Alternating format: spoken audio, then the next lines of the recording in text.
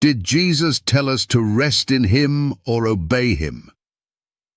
The forgotten distinction. Jesus is our rest, not a day. That's the cry echoing from pulpits, podcasts, and pews. But here's the question no one wants to answer. Did Jesus ever say, "Rest in me, therefore disobey me"? Because the Bible makes a distinction, a dangerous one if ignored. The invitation to rest in Christ was never a license to abandon obedience. Yet that's exactly what many have done, turned grace into rebellion. So which is it, rest in him or obey his commandments? The answer isn't hidden, it's just been forgotten. Come unto me, but don't stop there. Let's begin with the famous verse. Come unto me, all ye that labor and are heavy laden, and I will give you rest. Matthew 11:28. Yes, Jesus offers rest. But pause. He never said, "I am your Sabbath." He said, "I will give you rest." And in the very next verse he clarifies, "Take my yoke upon you and learn of me, for my yoke is easy and my burden is light." Verses 29-30. What is a yoke? It's a symbol of submission, of work, of discipline. Jesus invites us into a relationship that brings rest for the soul, not rebellion from the law. So why do so many twist this invitation into an excuse to ignore his commands? If you love me, obey me. Now listen to what Jesus actually said about following him. If ye love me, keep my commandments.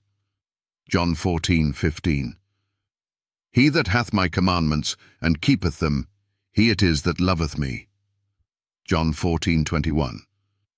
Not once did he say, "Just rest in me and ignore what I said." Not once did he say, "Because I fulfilled the law, you can break it." He said, "Keep." He said, "Obey." He said, "Follow." Resting in Christ doesn't erase obedience. It empowers it. It's not freedom from God's law, it's freedom from sin, which is the transgression of the law, 1 John 3:4. Yet modern Christianity has taken rest and twisted it into resistance. Resistance to the Ten Commandments, resistance to the Sabbath, resistance to the very identity of Jesus as lawgiver and Lord. Confronting the excuses of today's religion. Let's confront the modern deception. Pastors claim Jesus is my Sabbath, as if that nullifies the fourth commandment. Priests teach rest in Christ, while upholding man-made traditions over Scripture. Imams mock Christians for inconsistency, rightfully so, when they reject the commands of their own Messiah.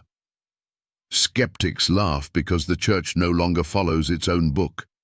But Jesus asked, "Why call ye me Lord, Lord, and do not the things which I say?" Luke 6:46. Did you hear that? Don't call him Lord unless you do what he says. And what did he say? Think not that I am come to destroy the law. I am not come to destroy, but to fulfill. Matthew 5:17. Fulfill doesn't mean erase. It means bring to completion, bring to fullness. So yes, Jesus is our rest, but he is also our lawgiver. And those who rest in him must also walk in him. The final judgment will not be based on rest alone.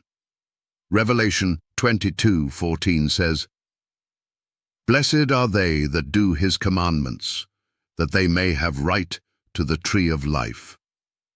It doesn't say, "Blessed are those who rest in him." It says, "those who obey." At the end of time, the distinction will be clear. Those who used grace to justify lawlessness will be separated from those who used grace to empower obedience.